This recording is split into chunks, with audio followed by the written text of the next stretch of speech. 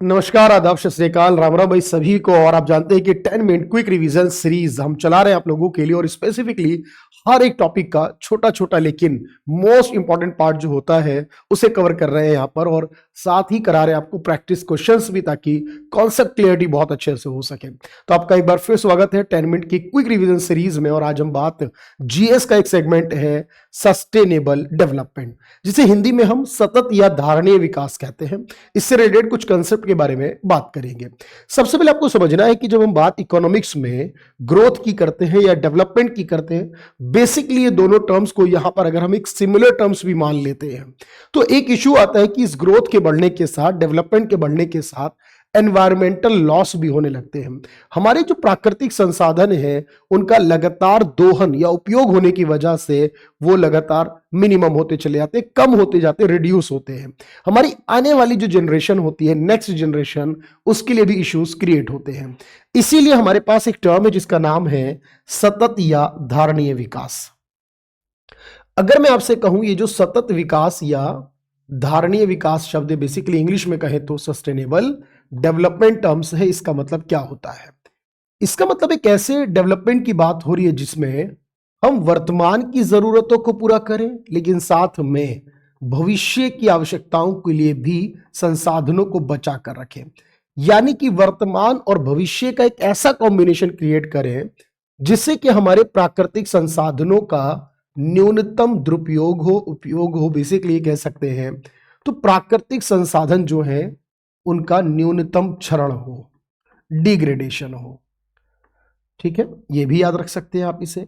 या आप इसको ऐसे भी कह सकते हैं कि हम इस तरह से डेवलपमेंट करें जिसके अंदर हमारे पास जो प्राकृतिक संसाधन है उनका संरक्षण किया जा सके, प्राकृतिक संसाधनों को यानी नेचुरल रिसोर्सेज को बचा कर रखा जा सके, का संरक्षण किया जा सके। अगर आपसे पूछ लेता है कि ये जो डेफिनेशन की हम बात कर रहे हैं, जिसे हमने धारणीय विकास टर्म दी है, एक्चुअल में ये इसकी डेवलपमेंट की ही आधुनिक परिभाषा कहलाती है।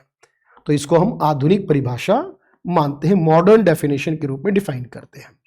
एक और बात याद रखना है, ये जो वर्ड आता है ये ब्रूटलैंड कमीशन के द्वारा, यहां पर सबसे पहले ये शब्द दिया गया था ब्रूटलैंड कमीशन द्वारा।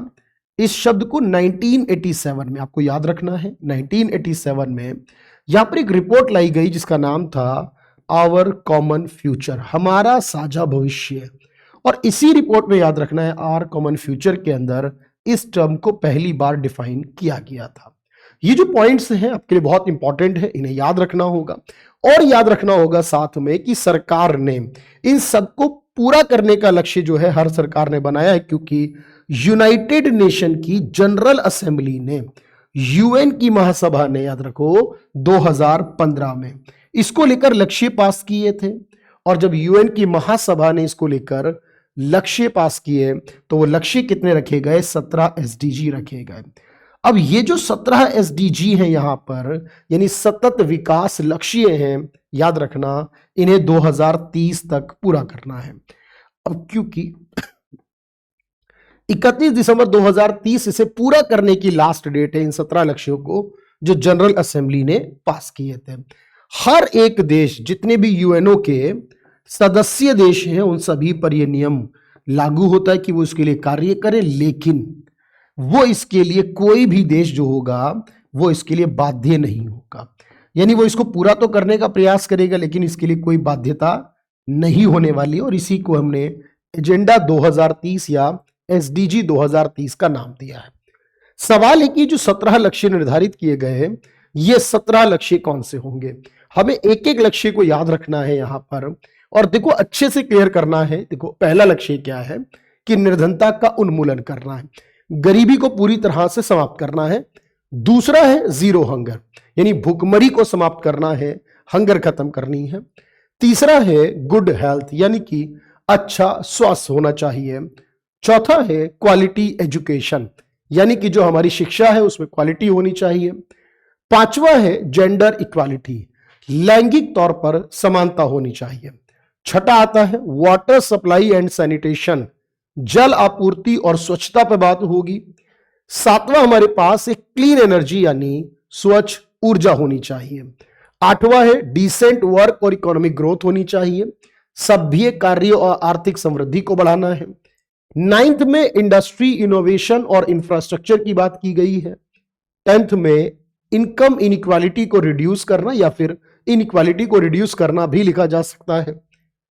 11th में बात की गई है कि सस्टेनेबल सिटीज और कम्युनिटीज हो हमारे पास। 12th में बात की गई रिस्पॉन्सिबल कंजम्पशन एंड प्रोडक्शन होना चाहिए। 13th में बात की गई क्लाइमेट एक्शन के बारे में होना चाहिए, जलवायु को लेकर काम होना चाहिए। 14th में लाइफ बिलो वाटर, जो पानी के नीचे जीवन है, उन जीव जंतुओं के बारे में बात हो। लाइफ ऑन लैंड यानी भूमि पर जीवन की बात हो 15 नंबर में। 16 नंबर में है peace, justice and strong institution के बारे में, और 17 नंबर में है लक्ष्यों के लिए भागीदारी यानी पार्टनरशिप फॉर द गोल्स को लेकर। ये विद नंबर आपको याद होना चाहिए कि कौन सा एसडीजी किससे रिलेट करता है। अब हम आते हैं जल्दी से क्वेश्चंस के ऊपर जो हमारे एग्जाम में यूपीएसआई में पूछे गए सवाल हैं। इससे पहले तो एक सवाल पूछा गया है, इन विच ईयर, किस वर्ष में संयुक्त राष्ट्र के संधारणीय विकास लक्ष्य को सभी प्रकार की गरीबी को समाप्त करने का प्रस्ताव दिया गया। सिर्फ गरीबी को ही नहीं बल्कि हर एक चीज को प्रस्ताव दिया गया, कौन से वर्ष में?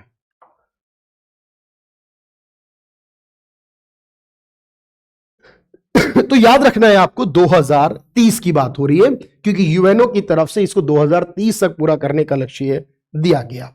अगर हम बात करते हैं संसाधनों का उपयोग करने की आवश्यकता और उन्हें भविष्य के लिए संरक्षित करना, इन दोनों को अगर हमें संतुलित करना हो तो इसे संतुलित करना क्या कहलाता है? सोच के बताएंगे भाई। अगर इसे संतुलित करने की बात होगी तो वो क्या कहलाएगा? तो इसे संतुलित करना क्या हो जाएगा? तो मैंने आपको बताया, इसी के लिए हम एक वर्ड इस्तेमाल करते हैं, दैट इज सतत विकास, सस्टेनेबल डेवलपमेंट।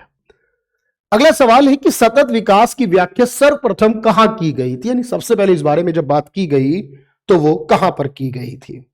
तो अब आपको याद रखना है कि सतत विकास की बात सबसे पहले जो हुई थी वो ब्रुकलैंड कमीशन में 1987 में जो एक रिपोर्ट लाई गई थी, उस रिपोर्ट में बात की गई थी।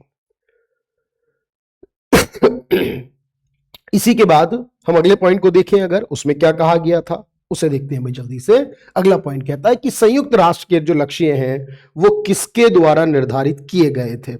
अब यहां पर बात है किसके द्वारा निर्धारित किए गए उस बारे में। तो मेरे भाई याद रखना, ये जो निर्धारित किए गए थे वो किसके द्वारा थे? तो उसको निर्धारित किया गया था किसके द्वारा? That is general assembly. बिल्कुल याद होना चाहिए, यूएनओ के अंदर गरीबी में सभी रूप से गरीबी को दूर करना है, ये पूरे विश्व से समाप्त करना है। इस लक्ष्य को हम कौन सा एसडीजी के रूप में डिफाइन कर सकते हैं? तो जल्दी से आप मुझे बता सकते हैं कि कौन सा एसडीजी के रूप में ये डिफाइन हो जाएगा? चले भाई बताएं मुझे। तो यहां पर जब हम गरीबी को बात करते हैं समाप्त करना यानी कि, तो ये आता है एसडीजी नंबर 1, क्योंकि 2 नंबर का मतलब है जीरो हंगर, 3 नंबर का मतलब है गुड हेल्थ और 4 नंबर का मतलब है क्वालिटी एजुकेशन के रूप में। सवाल आता है कि एसडीजी 10 किससे संबंधित हो सकता है, बताएं जरा। तो अगर हम सारे एसडीजीज को देखें और उसमें एसडीजी 10 की बात करें तो ये किससे रिलेट होगा? तो मैंने कहा ऐसा एसडीजी जिसमें बात की गई हो आय असमानता या सिर्फ असमानता भी अगर मैं कहूं तो उसको कम करने को लेकर। तो देशों के बीच, देशों के भीतर असमानता को कम करना, यही हमारा 10 नंबर है। लेकिन हेल्दी लाइफ की बात करें तो ये 3rd हो जाता है। Sustainable consumption and production patterns की लेकर चले अगर हम, ये 12th में आ जाता है। इसी तरह से अगर हम अवेलेबिलिटी की बात करें, वाटर एंड सैनिटेशन, ये 6 में होता है। इसी प्रकार से देखो, जलवायु परिवर्तन की बात जो की गई है वो किस एसडीजी में की गई है? वो है 13 नंबर में, क्लाइमेट एक्शन को लेकर। अगर आपको याद आ रहा होगा 14 नंबर है लाइफ बिलो वाटर, पानी के नीचे जीवन। 10 नंबर आपको ऑलरेडी याद हुआ है रिड्यूस इनकम इनइक्वालिटी को लेकर। तो इस तरह से आपको याद रखना है कौन सा वो है जो सतत विकास लक्ष्यों में शामिल नहीं होता। तो जब हम बात करते हैं सतत विकास लक्ष्यों की, तो उसमें जो शामिल नहीं हो रहा है वो कौन सा होगा? तो मेरे भाई याद रखो, वो है जेंडर इक्वालिटी भी आता है 5 नंबर पर, गुड हेल्थ और वेलबींग भी आता है, जीरो हंगर भी आता है, लेकिन स्पेस रिसर्च को लेकर कोई बात नहीं होती है। अब यहां पर हमें जो बात याद रखनी है वो क्या है? देखो, कि भाई इतने सारे कंसेप्ट हैं जो हम लगातार पढ़ते भी हैं, सीखते भी हैं सर, लेकिन इनको पढ़ना और सीखने के लिए क्या करना होगा? बहुत कुछ नहीं करना है, आपको सिर्फ और सिर्फ एक काम करना है कि आपको ज्वाइन करना है इस स्पेसिफिक बैच को जो यूपीएसआई 2025 है, जिसमें वर्दी मेरा तुम्हारा सबका, यानी हर कोई यही कहेगा, तो वर्दी मेरा जुनून है। और इसमें आप देखेंगे कि इस वर्दी के अंदर जब 2 स्टार लगे होंगे तो उसकी जो चमक है वो और बढ़ जाएगी। तो आपको पूरी की पूरी टीम यहां पर देखिए, और हर एक सब्जेक्ट के अंदर इतने सारे जो टीचर्स है वो मिलने वाले हैं। लाइव क्लासेस भी हो रही हैं, वीओडी क्लासेस भी मिल रही हैं, रिवीजन क्लासेस के लिए भी अलग से टीचर हैं। और आप देखिए कि यहां पर मैथ्स है, रीजनिंग में भी 3 टीचर हैं, हिंदी में एक्सपर्ट फैकल्टीज है, पॉलिटी मूल विधि मोस्ट इंपॉर्टेंट पार्ट होता है एसआई के लिए, यूपी जीके का पार्ट है, इंडियन इकोनॉमी भी अच्छी आती है एसआई के एग्जाम में, क्वालिटी क्वेश्चंस आते हैं, ज्योग्राफी बढ़िया है, जीके और साइंस का पूरा सेगमेंट है।